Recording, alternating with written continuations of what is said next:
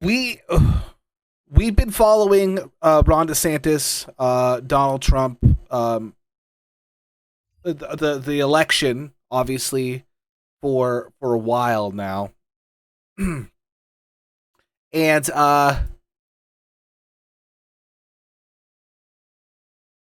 and he's cooked. He's cooked. He's failing to be anything but pathetic when it comes to when it comes to polling and just like how people see him. Hold on just a second. There's a video I want to show you.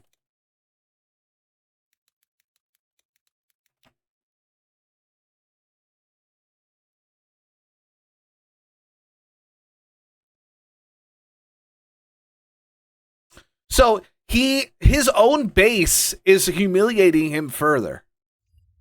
So he's failing to be like popular, charismatic. He has no charismatic bones in his body. He keeps doing highly unpopular things, passing highly unpopular legislation. And then he keeps getting humiliated by people in the press. Okay, so here's one that popped up today. So there was the Tony Awards.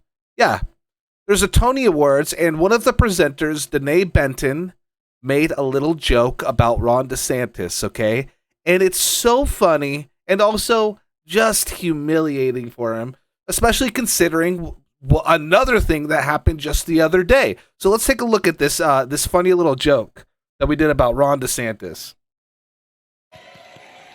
Earlier tonight, CMU and the Tony Awards presented the 2023 Excellence in Theater Education Award. And while I am certain that the current governor of my home state of Florida will be changing. Please.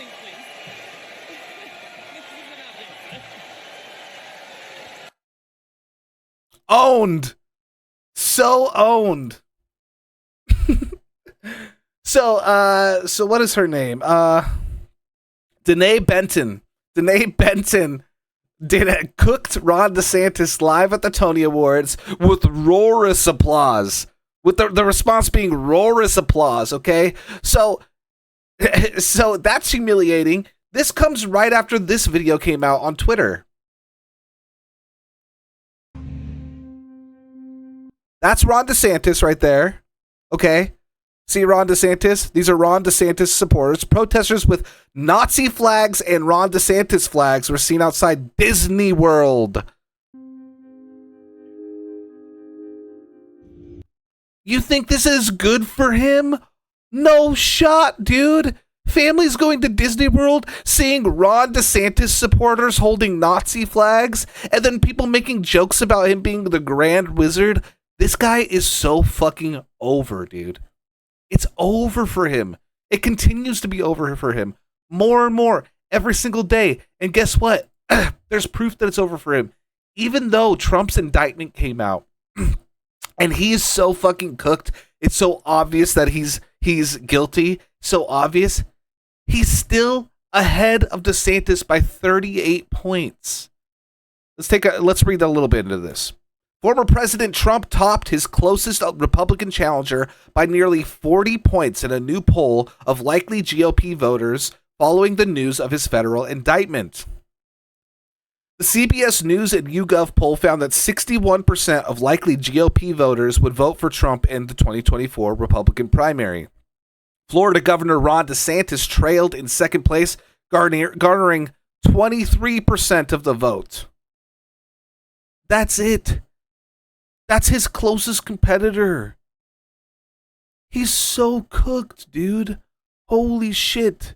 Senator Tim Scott and former Vice President Mike Pence have each received 4% of the vote, while presidential candidate Nikki Haley received 3% of the vote.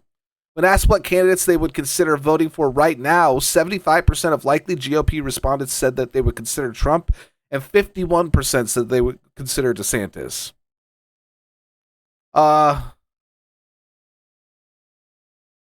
They didn't even include Chris Christie on this, which is interesting. 61% said news of Trump's indictment does not affect their view of him. When asked what should happen to Trump if he is convicted of federal charges, 80% of likely GOP voters said he should be able to be president. Which, by the way, he's allowed to be. Even if they were fast enough to like convict him of these crimes, he could still be president. It's not against the rules to be a felon or to be in prison and be president. The poll included responses from 1,798 respondents interviewed between June 9th and 10th after the indictment was unsealed. The margin of error for the sample is plus or minus 3.3 percentage points. He's so cooked, dude. DeSantis is fucking over, dude. It's so funny. He's so pathetic, man. He can't even beat Trump, and Trump is like the most pathetic thing that about Trump has just come out. Like, this indictment is so funny because of how like stupid this guy is, and Ron DeSantis still can't beat him. Still.